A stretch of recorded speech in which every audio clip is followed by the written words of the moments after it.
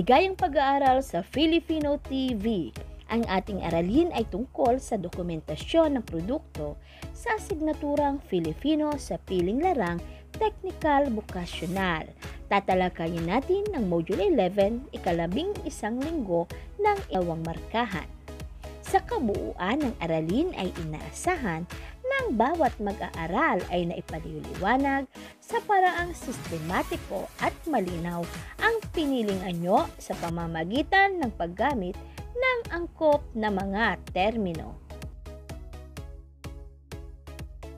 Kumusta ka na? Isang positibong araw ng pag-aaral. Sa araling ito, tutulungan ka na magtamo ng mga tiyak na kasanayan kaugnay ng dokumentasyon sa paggawa ng isang bagay o produkto. Huhubugin din ang iyong mabisang pakikipag-ugnayan sa pamamagitan ng malinaw at sistematikong paraan ng pagsulat at pagpapahayag gamit ang mga angkop na termino sa wikang Filipino.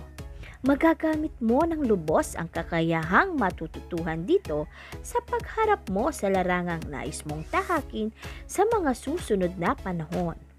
Bago natin talakayin ang aralin, subukin ko nga ang inyong kaalaman tungkol dito. Ilabas ang inyong ballpen at kwaderno at sagutin ang mga sumusunod na katanungan. Handa ka na ba? Simulan na natin!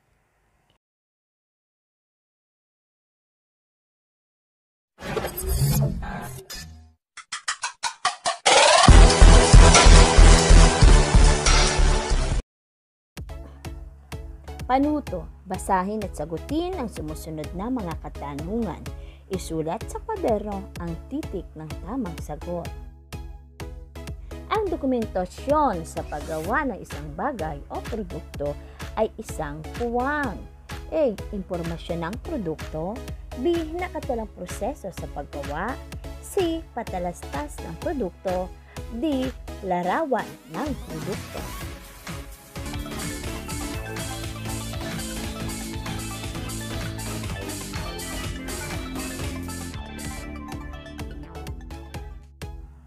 Binabati kita kung ang sagot mo ay titik B, nakatalang proseso sa paggawa.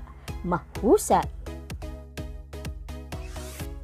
Sunod na tanong, ang dokumentasyon sa paggawa ng isang bagay o produkto ay naglalayong puwang. A. Magturo.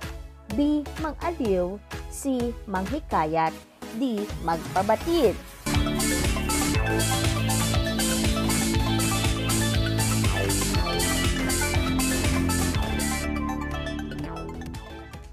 Ang sagot mo ba ay titik A, magturo? Binabati kita. Tama!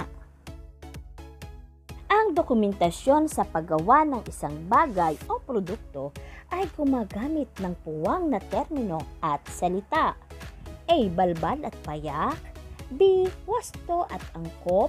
C. Ingles at teknikal. D. Formal at malalim.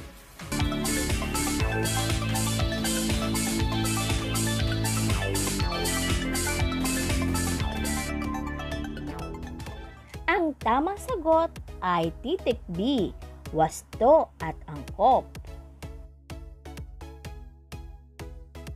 4.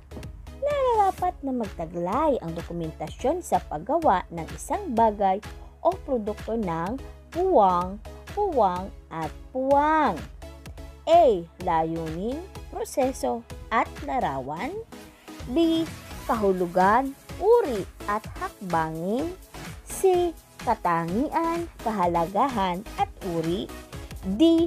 Kagamitan, hakbangin at larawan.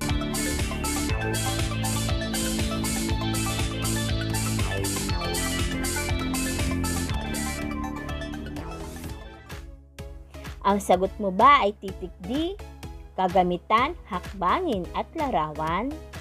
Tama! Ang dokumentasyon sa paggawa ng isang bagay ay may katangiang puwang. A. Simple at nakaaaliw. B. Mababaw at malinaw. C. Formal at malalim. D. Payak at malinaw.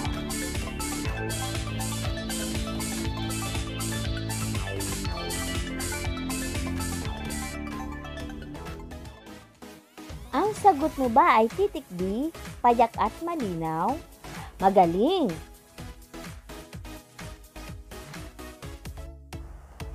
Binabati kita kung nasagot mo ng tama ang mga katanungan. Huwag mag-alala sapagkat ngayon ay matututuhan ang lahat ng tungkol dito. Sa larangang iyong pinili, higit mong kakailanganin ang kasanayan sa teknikal vokasyonal na pagsulat. Maililista ang mga katawagang teknikal na may kinalaman sa pagbuo ng dokumentasyon ng produkto. Sa nakaraang aralin, tinalakay natin ang deskripsyon ng produkto. Subukin ko nga ang inyong nakaimbak na kaalaman tungkol dito. Kuhanin ang mga itinakdang kagamitan ng guro tulad ng ballpen at short band paper, larawan ng paborito ninyong produkto at iba pa. Balikan natin ang nakaraang aralin.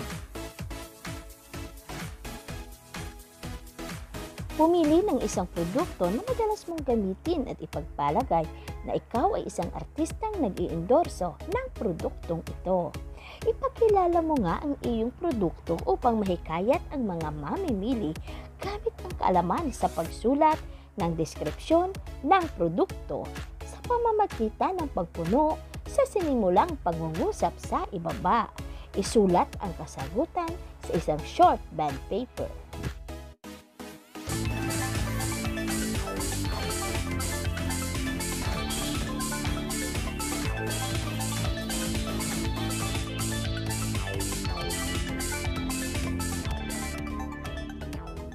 Binabati ko kayo kung naisagawa ninyo ang gawain. Ang lahat ng inyong output ay ipopost natin sa Google Classroom. Pagmasdan at suriin ang ipinakikitang mga larawan mula sa module na sinulat ni Binibining Molina B. Aliswag ng Dibisyon ng Maynila. Hindi ba't ipinakikita sa larawang ito ang proseso sa pagbuo o paggawa ng isang bagay? Ipinakita rin sa larawan ang hakbang sa paggawa ng isang produkto o ng isang bagay, ang paggawa ng face shield. Maaari ba ninyong ilarawan ang paraan ng pagpapaliwanag ng manunulat sa binuo niyang anyo ng teknikal vokasyonal na sulatin? Tama! Malinaw ang ginawang pagpapaliwanag ng manunulat. Hindi ba't payak din ang mga salitang ginamit sa pagpapaliwanag? Mapapansin din na wasto at angkop ang mga terminong ginamit. Sa inyong palagay, bakit kailangang isaalang-alang ang mga nabanggit sa pagsulat ng ganitong anyo ng teknikal vokasyonal na sulatin? Tama! Alam nyo ba na nangangailangan ng malinaw at payak na pagpapaliwanag? Gayon din ng wasto at angkop na paggamit ng mga termino upang maipahayag ng mabisa, nauunawaan at naaayon sa pangangailangan ng mambabasa upang makasunod sa paggawa ng isang bagay.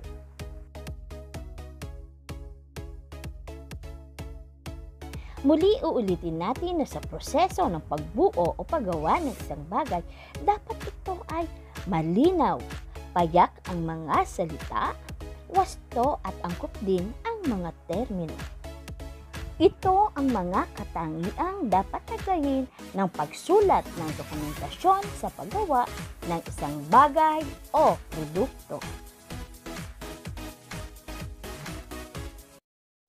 Ano nga ba ang dokumentasyon sa paggawa ng isang bagay o produkto? Tandaan na ito ay isang makatalaking hakbangin o proseso sa pagbuo at paggawa ng isang bagay o produkto. Alam nyo ba na sa pagsulat ng dokumentasyon ng produkto, ito ay dapat magtaglay ng mga sumusunod. Una, tiyak na mga kagamitan na kailangan. Pangalawa, sunod-sunod na mga hakbangin sa pagsasagawa o pagbuo ng bagay. At pangatlo, pantulong na larawan sa paggawa. Narito ang halimbawa sa unang bilang, tiyak na mga kagamitan na kailangan. Hindi ba't sa bandang baba ay ipinakita ang mga kagamitan? Basahin natin. Mga kailangang kagamitan. Nandiyan ang acetate film, garter 1x9 na dabi, aluminum insulation foam o puzzle mat, isang dali ang lapad at 8 dali ang haba, gunting, double adhesive tape at puncher. Ang lahat ng ito ang larawan ay makikita sa bandang kanan. Pangalawang dapat taglayin ay ang sunod-sunod na mga hakbangin sa pagsasagawa o pagbuo ng isang bagay. Hindi ba't mapapansin na ito ay ginamitan ng mga salitang tulad ng unang hakbang, ikalawang hakbang, ikatlong hakbang, ikaapat na hakbang, ikalimang hakbang. Ang pangatlo, mas magiging epektibo ang binuong sulatin o ang bubuong sulatin tulad ng dokumentasyon ng produkto kung magkagamitan natin ito ng mga larawan. Ngayon ay mayroon ka ng ideya sa ganitong anyo ng technical vocational na sulatin. Subukin ko nga ang inyong natutuhan. Ihanda ang sarili para sa gawain.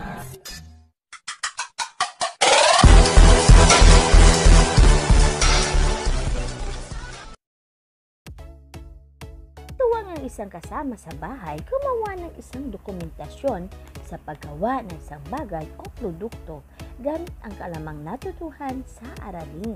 Maaaring i-video gamit ang cellphone o kuhanan ng larawan ang kabuuan ng paggawa o anumang pamamaraan na higit na magiging madali para sa iyo upang ma-demo ang paggawa nito. Maaari ring ibahagi ang nabuo sa inyong Facebook account gamit ang hashtag dokumentasyon ng produkto. Mas mainam kung may kaugnayan sa inyong kursong kinukuha ang inyong mabubuong dokumentasyon.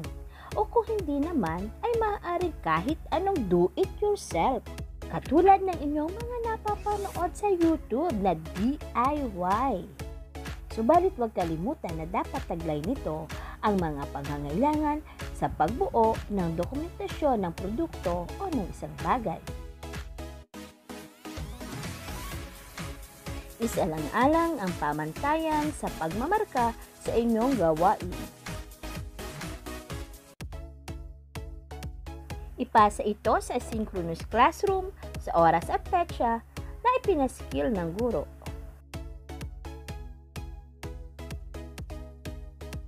Alam kong higit mo nang naunawaan ang ating aralin. Ihanda ang sarili sa pangwakas na pagsusuli. Kuhanin ang ballpen at kwaderno at sagutin ng buong husay ang mga sumusunod. Panuto. Kompletuhin ang bawat detalye sa bawat bilang. Piliin at isulat sa kwaderno ang titik ng tamang sagot. Una, ang dokumentasyon sa paggawa ng isang bagay ay may katangiang puwang. A. Formal at malalim. B. Simple at nakaaaliw. C. Payak at malinaw. D. Mababaw at malinaw.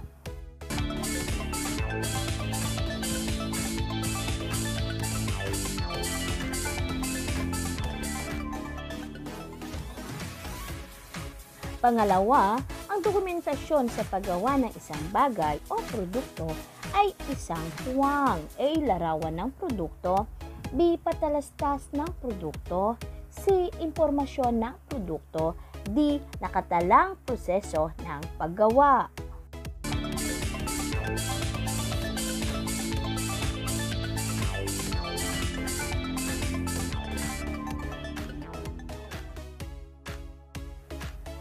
Pangatlo, ang puwang, puwang at puwang ay mga bagay na dapat lamanin ng isang dokumentasyon sa paggawa ng isang bagay o produkto. A. Kagamitan, hakbangin at larawan. B. Kahulugan, katangian at uri.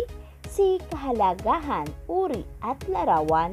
D. Katangian, hakbang at uri.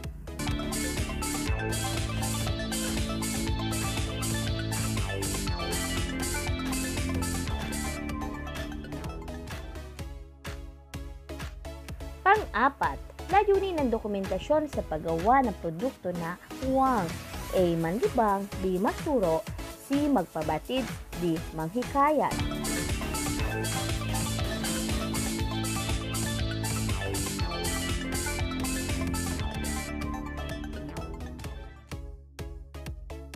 Panglima, gumagamit ang dokumentasyon sa paggawa ng isang bagay o produkto ng puwang at puwang ng mga termino at salita. A. Wasto at angkop, B. Balbal at payak, C. Formal at simple, D. Ingles at teknikal.